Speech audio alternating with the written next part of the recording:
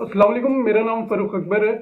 किसी भी लेवल पे लीडरशिप जो है बहुत ही इंपॉर्टेंट रोल प्ले करती है। लीडरशिप अगर आपकी अच्छी होगी तो आपकी ऑर्गेनाइजेशन भी अच्छे रिजल्ट्स प्रोड्यूस करेगी, आपकी ऑर्गेनाइजेशन सक्सेसफुल होगी। लेकिन अगर आपकी लीडरशिप ठीक नहीं है तो आप ज्यादा देर तक आपकी ना ऑर्गेनाइजेशन सर्वाइव कर सकेगी ना आप खुद सर्वाइव कर सकेंगे। दो बेसिक एलिमेंट्स होते हैं जिसकी वजह से आपको लीडरशिप मिलती है या आप एज अ लीडर लीड कर रहे होते हैं। या तो आपके पास पोजीशन होती है ऐसी या आपके पास पैसा होता है। मेरे नजदीक लीडरशिप की दो कैटेगरीज हैं, एक original leadership, second is fake और आर्टिफिशियल लीडरशिप। एक एग्जांपल के थ्रू मैं आपको इसको क्लियर करने की कोशिश करूंगा कि ओरिजिनल लीडरशिप और फेक या आर्टिफिशियल लीडरशिप में क्या डिफरेंस है।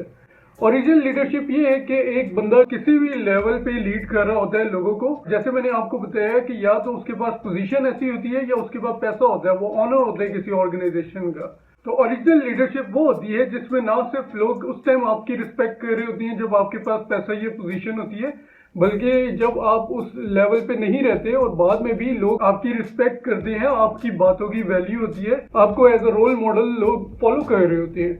जबकि फेक या आर्टिफिशियल लीडरशिप में ये होता है कि आपके पास पैसा और पोजीशन तो होती है और लोग आपकी रिस्पेक्ट भी कर रहे होते हैं, लेकिन वो कोई आपकी दिल से रिस्पेक्ट नहीं कर रहे होते। लोग सिर्फ किसी मजबूरी के तहत आपके साथ चल रहे होते हैं, लेकिन अगर आप उस पोजीशन पे नहीं रहते तो लोग आपको फॉलो नहीं करते, ना ही कोई आपके साथ रिलेशनशिप रखना पसंद करता है।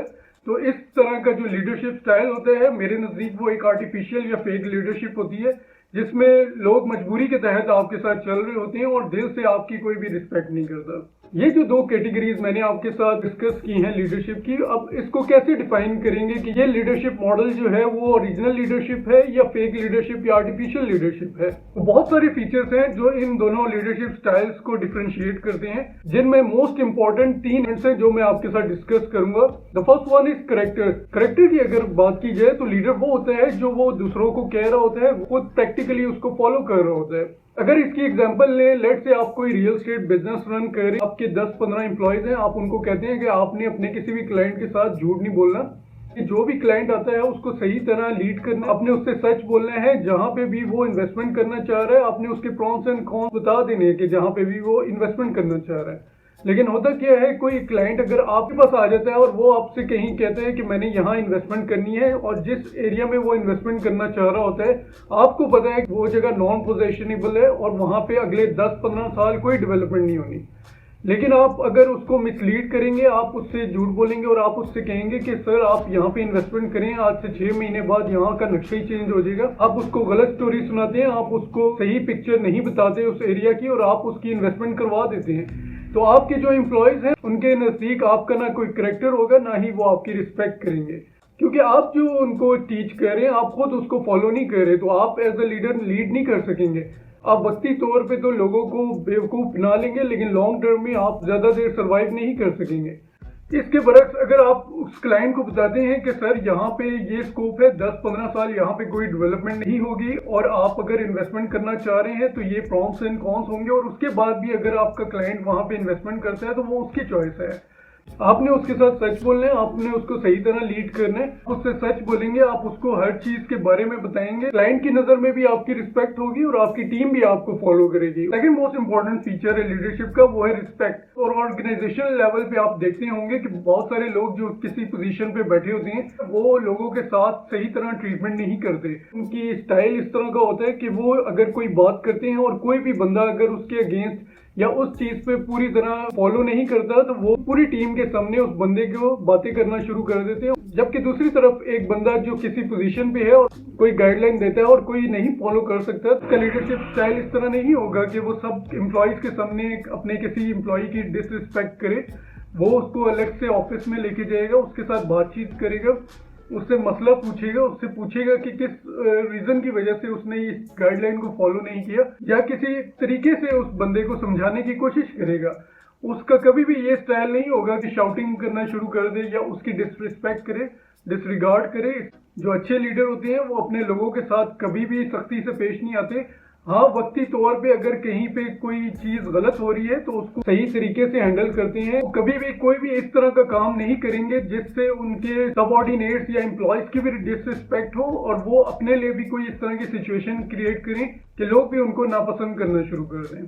थर्ड मोस्ट इम्पोर्टेंट फीचर है लीडरशिप का, वो है रिस्पॉन्सिबिलिटी। आप एक टीम को लीड कर रहे हैं, 5 बंदों की टीम है और आपको टास्किंग मिली है कि विद इन 1 मंथ आपने 10 प्रॉपर्टी सेल करनी है।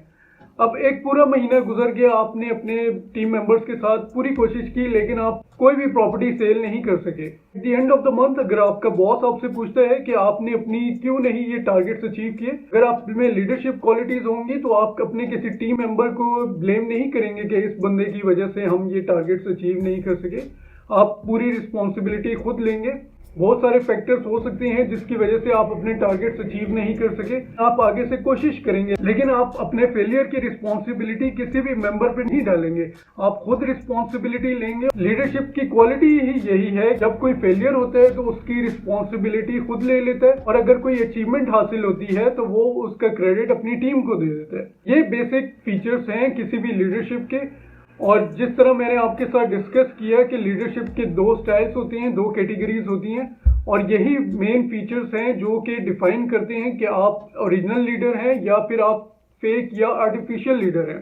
लिहाजा अगर आप किसी भी लेवल पे अगर लीडरशिप पोजीशन पे बैठे हुए हैं तो आप इन क्वालिटीज को अपनाएं, आप इनको फॉलो करें। अगर आपके अंदर लीडरशिप क्वालिटीज होंगी, फीचर्स होंगे, तभी लोग आपको फॉलो करेंगे। लेकिन अगर आपका ऑब्जेक्टिव यही है कि आपने सिर्फ अपनी पोजीशन बचानी है, अपने आप को सेफ रखना है और आप किसी भी अपने एम्प्लॉय का ख्याल नहीं करेंगे, आप किसी भी सबऑर्डिनेट को साथ नहीं लेके चलेंगे तो लोग ज्यादा देर आपके साथ नहीं चलेंगे। नेल्सन मंडेला की एक स्टेटमेंट है लीडरशिप के बारे में जो मैं आपके साथ शेयर करना चाहूंगा।